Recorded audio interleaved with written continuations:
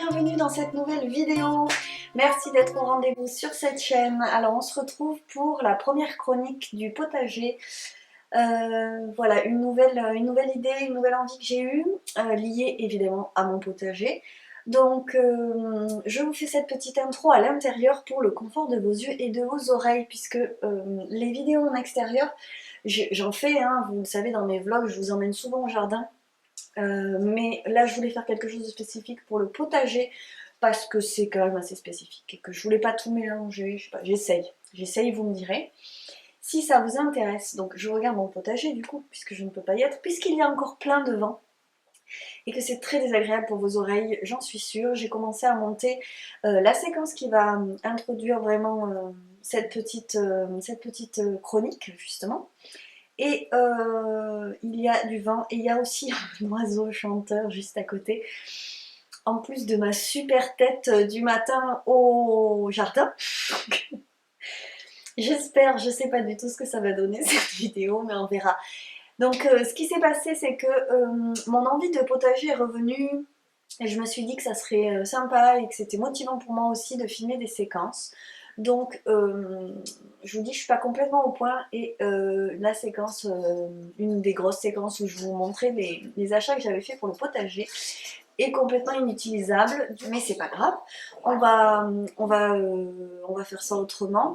Et du coup j'espère que cette vidéo sera agréable pour vous. En fait c'est vraiment pour revenir sur la mise en place du potager, puisque ça commence le mois dernier, fin avril.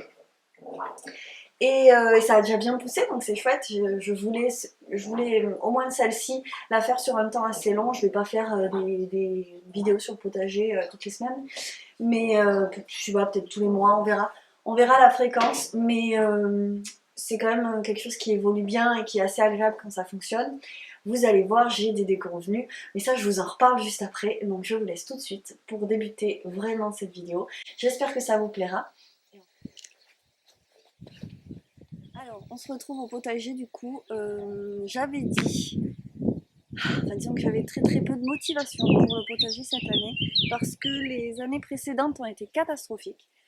Mais j'ai retrouvé de la motivation avec les beaux jours. Je me suis dit que c'était quand même dommage de s'en priver et du coup j'ai essayé d'engranger le plus d'informations possible pour faire au mieux cette année.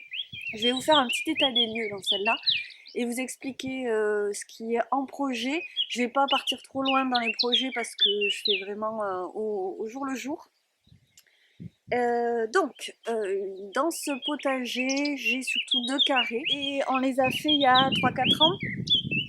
Et comme je vous disais, l'année dernière et l'année d'avant, ça commençait à vraiment pas aller, donc j'ai pas dû nourrir la terre comme il faut.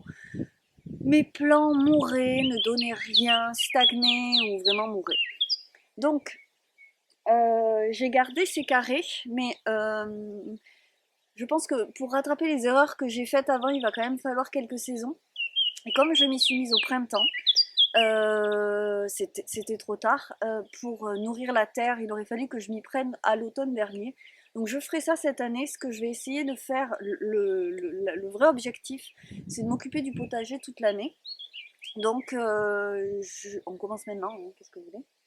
Du coup, celui qui est derrière moi là-bas, c'est le pire. J'ai fait la bêtise de le pailler avec le foin du champ d'à côté là, puisqu'on a des champs qui sont tendus au tracteur. Alors je l'ai paillé avec ça qui devait être plein de chiens-dents. Alors déjà que j'en en ai vraiment bourré ici. Donc depuis j'en ai 10 fois plus qu'avant. Donc j'ai quasiment un carré de chiens-dents. C'est un peu l'enfer, je vous avoue. Donc là je vois que ça commence à repousser. Mais je vais tenir bon et essayer de désherber ça. Donc de ce côté-là, on a déjà mis 3 fraisiers. On en a mis 3 en pot aussi qui sont pas au potager parce que je vous dis, j'étais pas très motivée. Donc ce qu'on a fait, c'est qu'on est allé chercher du compost. Notre compost, je suis pas hyper assidue sur le compost, je mets pas toutes les couches qu'il faudrait. Je mets surtout nos déchets ménagers. Donc tout ce qui est organique de la cuisine en fait. Et donc tout n'était pas parfaitement décomposé, surtout dans le carré devant lequel je suis.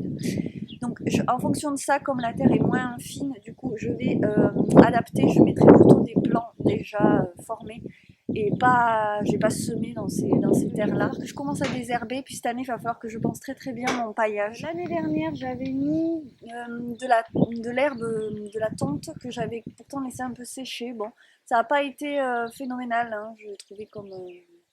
bah, je vous dis, la récolte était nulle. Et, du coup, à ces deux, on a ajouté cette année un nouveau parterre et si on a la motivation, on en rajoutera peut-être un de plus. Je vais essayer de semer ce que j'ai déjà, donc j'ai des radis, j'ai des poireaux et des carottes et je vais mettre aussi des fleurs. Donc pour semer, l'idéal c'est quand même celui qu'on vient de retourner parce que lui j'ai pas mis de gros compost, j'ai mis du fumier de cheval avec des algues que j'ai acheté en jardinerie, Algo Flash. Et donc là, je vais vraiment essayer de tabler sur l'association des cultures et je vais sûrement faire des essais d'un parterre à l'autre. Ce qui m'a un peu déçu, c'est de voir que... Ouah, c'est toutes nos graines. C'est de voir qu'il n'y avait pas de vers de terre dans la terre qu'on a retournée. La surface n'était pas très... Je m'attendais à désherber plus et à avoir des choses beaucoup plus racinées. Justement, le chardon était juste en surface. Donc ça, c'était positif. Par contre, les vers de terre, s'ils sont là, ils sont plus bas. J'ai dû voir 2 vers de terre sur toute la surface qu'on a retournée. Donc c'est pour ça que je me suis dit que j'allais mettre du fumier de cheval. Et après, ben, je vais faire des essais, hein, honnêtement. C'est un papy. Merci, je le garde, on lui donnera tout à l'heure. Donc je vais essayer de tabler sur l'association des cultures, histoire que le sol se sente vivant. Et puis on va essayer de bien arroser tout ça. Et s'il faut d'apporter des nutriments ensuite, vraiment je vous avoue, je suis un peu paumée dans tout ça. Donc je vais faire des essais, hein.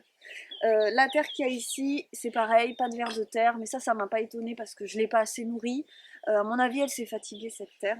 Même si j'apporte du compost tous les ans, ça doit pas suffire. À mon avis, ça doit pas suffire. Ah non, non, non. Ça, tu n'en voulais pas? Non, je les garde alors. Et qu'est-ce qu'il y a d'autre à dire?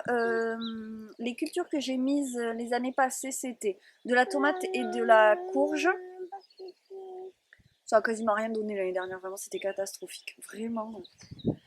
Le temps que ça m'a pris pour ne rien donner, c'est dur, hein. Donc ça me motive à faire les choses un peu mieux. Là, ce qui va repousser, c'est le tournesol. Parce que j'aime bien les tournesols. Et l'avantage, c'est que ça revient d'une année sur l'autre. Ce que je fais, c'est que quand tout est sec, moi je m'arrête de jardiner comme les jardiniers du dimanche en septembre, octobre. Il n'y a plus rien, je laisse tout sécher et je mets les têtes des tournesols dans la terre, je les laisse là. Donc les graines se ressèment et il en pousse partout et après je les laisse pousser en fonction d'où elles sont et où est-ce que je veux planter. Je garde que ce qui m'intéresse. Donc ça fait de l'ombre, c'est beau, ça ramène les abeilles. Alors c'est pas les fleurs qu'on conseille le plus apparemment au potager. J'ai rarement vu mettre des tournesols. Mais bon, ça ne peut pas faire de mal, je pense quand même. Donc je vais garder mes tournesols et je vais mettre du souci parce que j'adore ça. Donc là, c'est du souci à grandes fleurs double. Et j'aime beaucoup parce que je les récolte pour faire mes tisanes. Et je vais mettre des œillets d'âne parce que ça, j'ai vu un peu partout que c'était très conseillé. Ça ramène les pollinisateurs.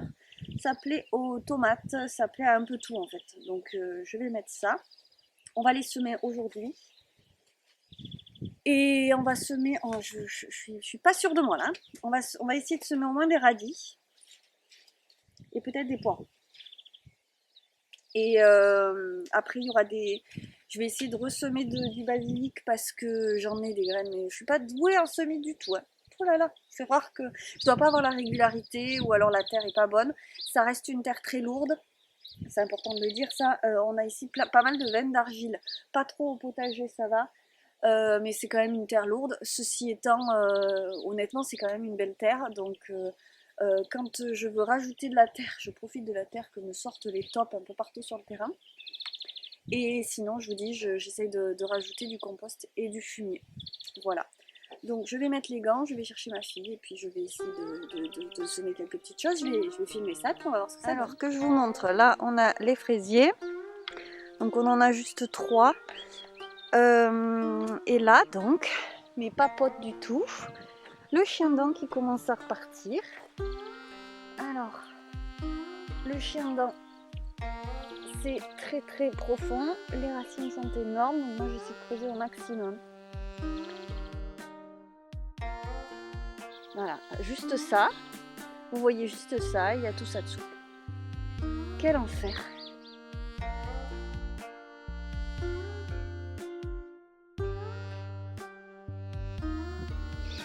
Alors, ça c'est les soucis à grande fleur.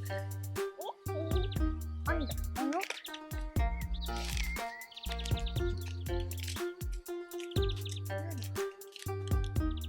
Est-ce que ça ressemble un petit peu des graines?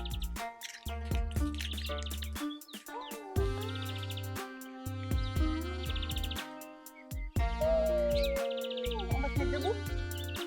Mets-toi debout.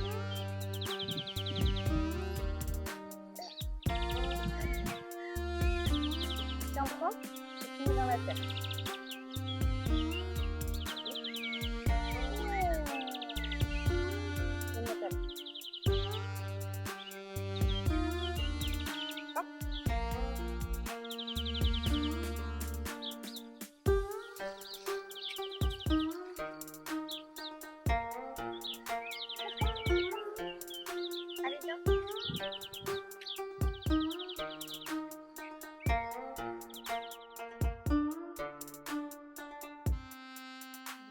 Je vais quand même faire des petits sillons avec du terreau dedans. Je pense que ce sera le mieux.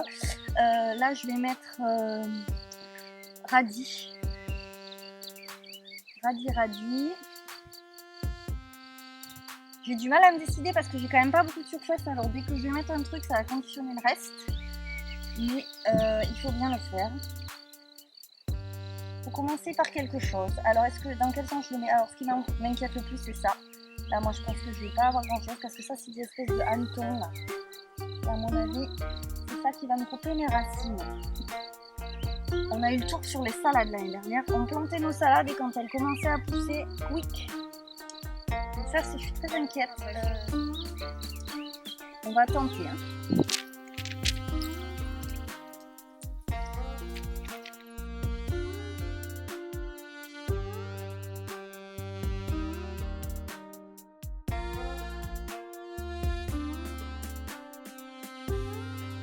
Je ne sais pas si vous imaginez à quel point je ne sais pas ce que je fais, mais c'est pas grave.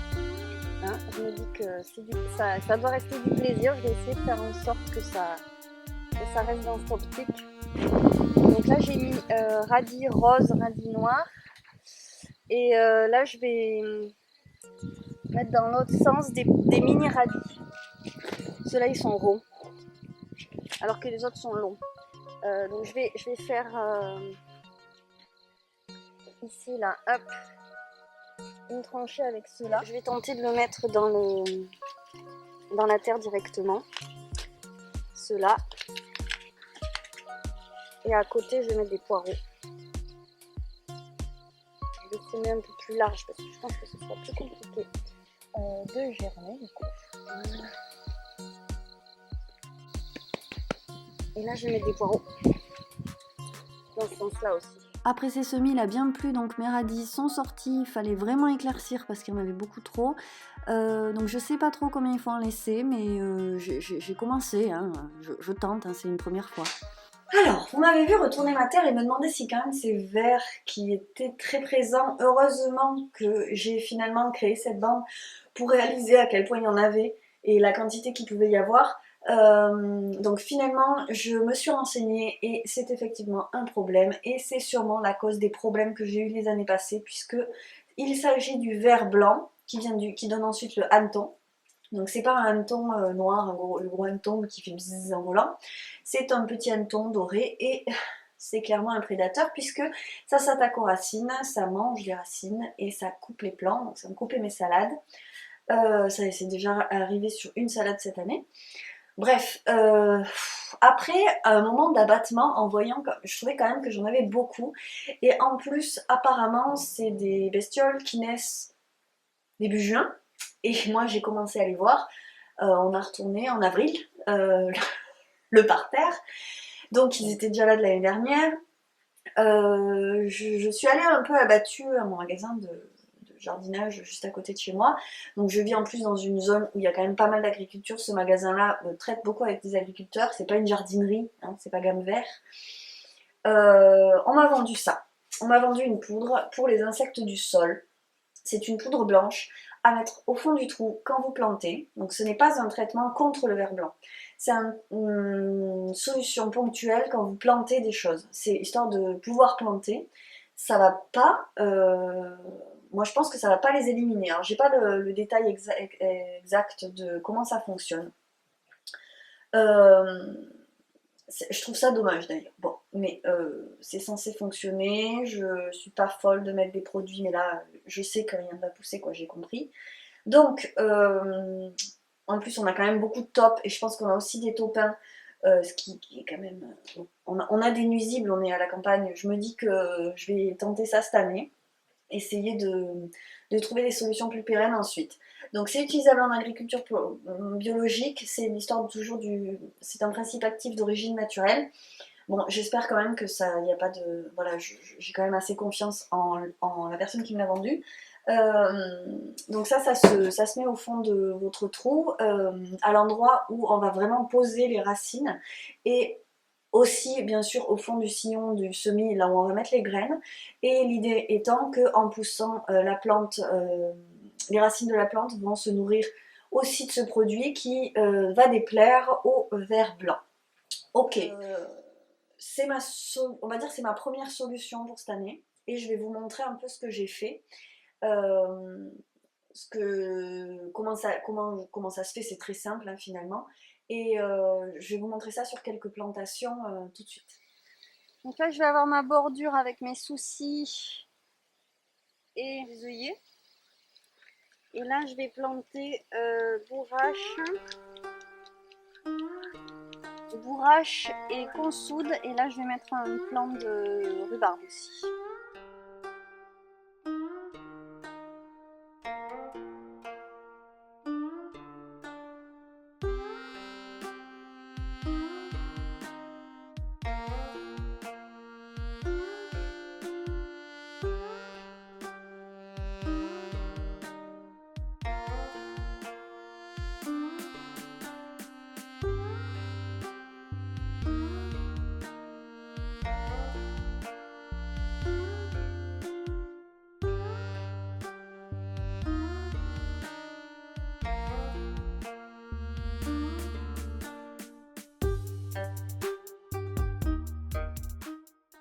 Je le mets aussi sur les fleurs, donc ici les lavandes. La lavande, c'est une chose que j'aime énormément, qui fait beaucoup de bien au jardin. En plus, c'est hyper décoratif, c'est très utile après pour mettre dans les laines. On sait jamais, pour repousser les mites. C'est pas magique hein, la lavande pour les mites, mais ça marche aussi.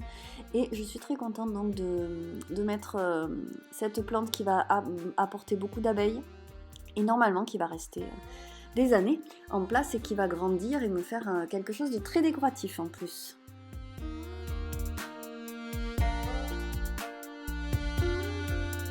Et donc dans un second temps, je me suis quand même renseignée davantage, et sur internet on trouve l'information que il existe des prédateurs pour ce ver blanc, et l'idée moi c'est quand même de m'en défaire, et donc qu'il n'y en ait plus, parce que moi là ce produit là il va pas m'enlever tous mes vers blancs de ma terre.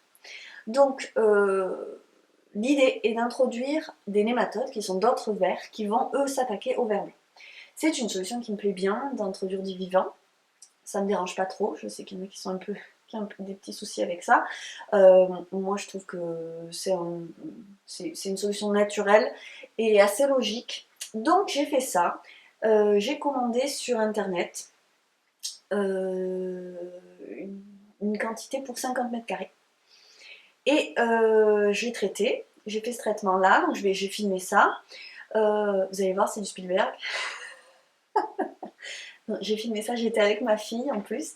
Donc j'ai filmé ça avec mon appareil photo. Mais je voulais vous montrer que c'était assez simple puisque vraiment on reçoit quelque chose, on le met dans l'eau, on le dilue, on en fait une solution concentrée qu'après on va diluer dans l'eau d'arrosage. Et on fait comme ça de parcelle en parcelle. Donc je crois que 10 litres servent pour 10 mètres carrés. Voilà.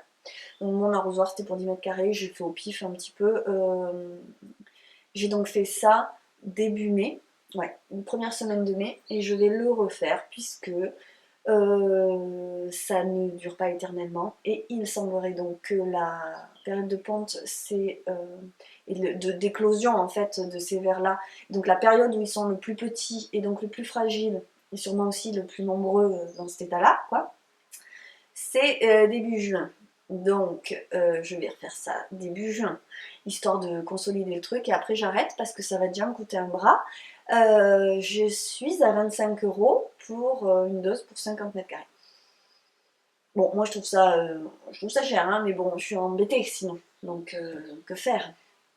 Voilà. Donc n'hésitez pas, hein, d'ailleurs, si vous avez des solutions, que vous avez eu ce problème et que vous avez trouvé la solution. Pour l'instant, tout ce que j'ai au jardin a l'air de très bien se porter. Alors après, hein, ce n'est que le début. Je ne crie pas victoire tout de suite. Je vous montre tout de suite comment j'ai procédé. J'ai bien moi cette idée d'introduire un ver qui va manger le prédateur qui m'ennuie sans ajouter vraiment de produits. Donc j'ai eu recours aux nématodes que j'ai acheté en ligne. Donc on mélange dans l'eau pour faire un produit assez concentré. Et ensuite on va le diluer. Donc chaque dosage, vous voyez là j'ai gradué ma magnifique bouteille d'eau de Saint-Médard. Donc c'est de l'eau du robinet, hein, mais je l'ai gradué pour faire donc 5 dosages pour couvrir donc à chaque fois 10 mètres carrés. On dilue dans 10 litres d'eau, on arrose bien sa surface et ensuite il faut que ça reste bien humide pendant au moins 15 jours. Donc ça c'est un recours assez naturel. Donc ça me plaît plus, j'avoue, que de mettre de la poudre, même si je vais faire les deux cette année. Et je pense par contre qu'il faudra recommencer le mois prochain parce qu'apparemment il y a aussi des éclosions en juin. Moi j'en avais déjà, mais il semblerait que ça commence vraiment à partir de juin. Donc voilà, super. Je crois que je vais recommencer tout ça le mois prochain.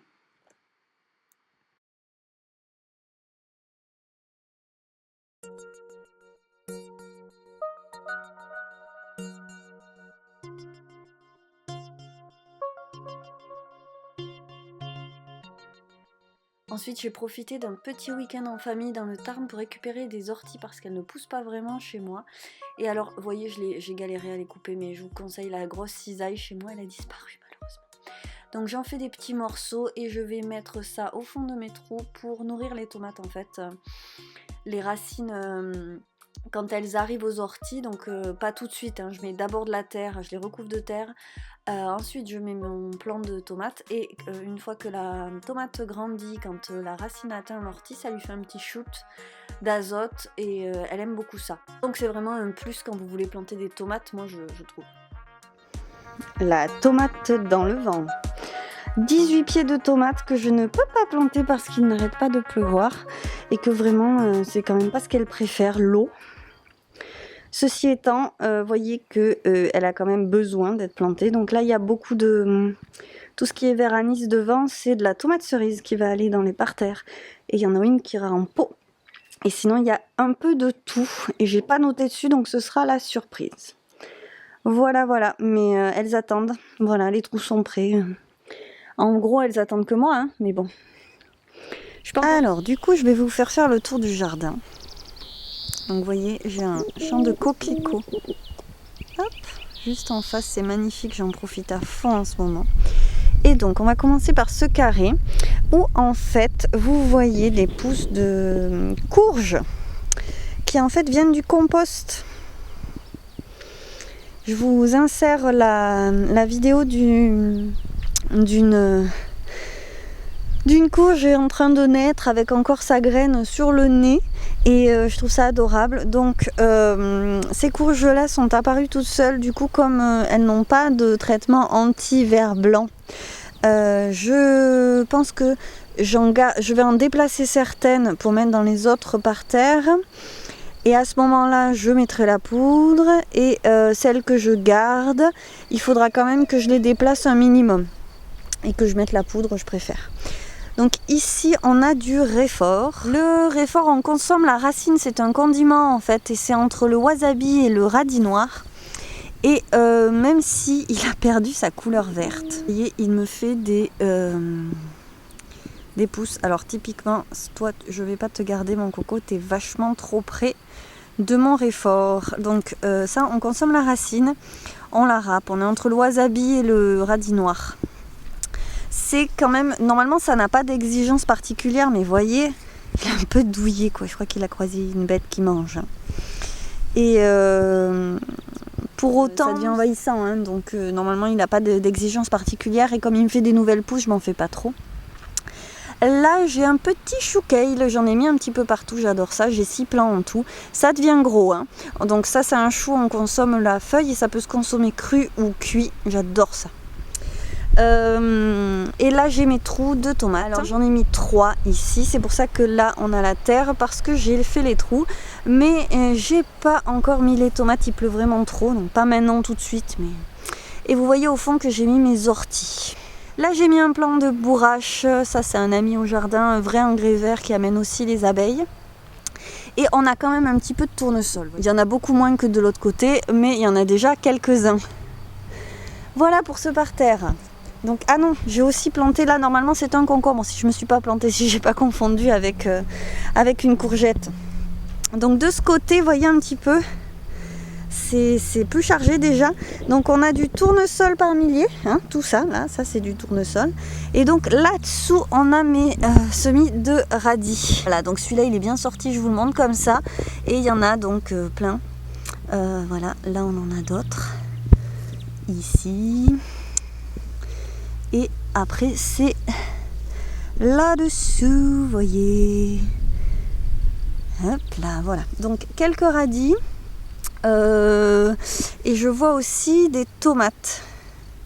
Donc qui poussent spontanément. C'est pareil, je verrai si elles ont l'air costauds. Peut-être que je les garderai. J'ai déjà beaucoup de tomates. Hein. J'en ai acheté la dose. Donc c'est pas dit que j'en garde beaucoup. Là on a nos jolies fraises. Donc vous aviez déjà vu. Je vais pailler, histoire qu'elles soient au moins propres. Et là de toute façon contre ça je vais rien, près d'elles je vais pas planter autre chose. On a un autre plant de chou kale ici, juste là, des tournesols encore en veux-tu en voilà, et là c'est des concombres que j'ai plantés. Alors celui-là et celui-là, je vais sûrement rajouter au moins une courge, et là il y a de la consoude comme la bourrache, et bien sûr les trous pour les tomates, j'en ai mis 3 de ce côté aussi. Et donc on passe à mon parterre, donc les radis qui ont poussé moins vite, mais la terre est moins riche. Et j'ai mis aussi, vous voyez ça c'est des tournesols, et on voit aussi les soucis. Alors moi je reconnais les soucis, je suis pas sûre que les œillets aient très bien pris, ils vont mettre peut-être plus de temps. Vous voyez là il y a des petites touffes. Voilà mes petits soucis. Et alors de ce côté là aussi, tout un tas de petites tomates qui arrivent spontanément. Alors sachant que en fait à cet endroit là c'était pas cultivé avant, l'année dernière, l'année d'avant, mais il y a quand même quelques années c'était cultivé par ma belle maman. Et donc elle avait mis des tomates, et à mon avis c'est elles qui sont en train de repousser. Ça se voit pas trop, hein, mais ce sont des poireaux. Alors ça c'est vraiment une première pour moi. Et je sais pas, je vais voir. Ça, vous voyez, c'est des poireaux. Ces petits pois-poils. Donc ça, ça là. Ça, il faut les repiquer ensuite. Hein. Donc, je vais voir comment ça se passe, comment ça pousse. Tout ça, là, ce sont des tournesols que j'ai pris de l'autre parterre. Et donc là, on a la rhubarbe que j'ai mise là pour qu'elle prenne sa place. Du chou kale. Je suis pas très chou, j'aime que le chou kale, donc voilà. Du trou de tomate, donc voilà la rhubarbe. Chou kale, bon on me les a donnés, hein, c'est des salades qui sont montées en plan, à mon avis ça va pas donner grand chose. Donc toujours mes petites fleurs qui commencent à pousser là avec des petites tomates aussi, donc trou de tomate. Ici bourrache là-bas, qu'on soude, non l'inverse, qu'on soude et labourage, un truc comme ça. Là c'est un pied soit de courgette soit de concombre, je me souviens plus trop. J'ai mis, là c'est un pied de courge qui vient de l'autre par terre. J'ai pas mis de poudre, je suis un peu, j'aurais peut-être dû quand même. Je sais pas si je vais le laisser. Toutes les petites choses, ça là c'est des tournesols. Encore du chou, encore des tournesols. Donc des tomates, j'en ai mis une majorité ici en fait. Une courge qui est celle-là normalement une courgette. Une salade super moche. Du tournesol. De ce côté-là, là, on s'arrête ici en fait au niveau des semis de plantes, de fleurs, soucis et œillets. Parce que ça c'est la partie que j'ai rajoutée. On verra ce que ça donne. Je vais en semer après sur la grande majorité là des fleurs ensuite. Je pense semer aussi du basilic, encore du chou, encore une courgette, encore des tournesols. Du coup j'ai mis plus de tournesols de ce côté là et un autre pied de rhubarbe. Voilà, donc future tomate et de la lavande qui a déjà commencé à fleurir. Vous voyez, hop. Donc ça c'est pareil, c'est pour ramener les abeilles. Et puis moi j'aime les fleurs au potager. Et ça sentira très bon, je suis une grande amatrice de lavande de toute façon. Il n'y a pas énormément de choses encore. Je rêve encore de haricots. Et je vais mettre plus de courges donc qui viennent de l'autre parterre. Hein, tant qu'à y être, elles ont poussé. Moi je vais leur faire une jolie place. Et je vous dis rajouter des aromates. Donc ciboulette et basilic, ça c'est sûr. Des fleurs, peut-être des capucines aussi. Donc on va voir ça. Voilà, c'est tout pour cette fois. J'espère que cette vidéo vous aura plu. Les séquences du potager, sachant que ça se poursuit aussi dans certains parterres, le parterre fleuri dont je vous ai parlé dans le vlog. Je vais mettre des tomates et j'ai déjà mis des salades et j'ai pas mal d'aromates aussi. Voilà, je profite d'avoir un jardin tout simplement pour faire pousser des bonnes choses. Et j'espère que cette vidéo vous aura plu tout simplement et j'essaierai d'en faire d'autres, de toute façon c'est le programme.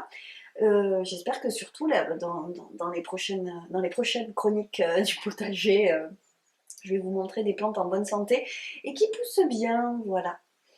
Alors je vous laisse, je vous souhaite le meilleur, je vous dis merci d'avoir regardé, merci d'être au rendez-vous et à très vite.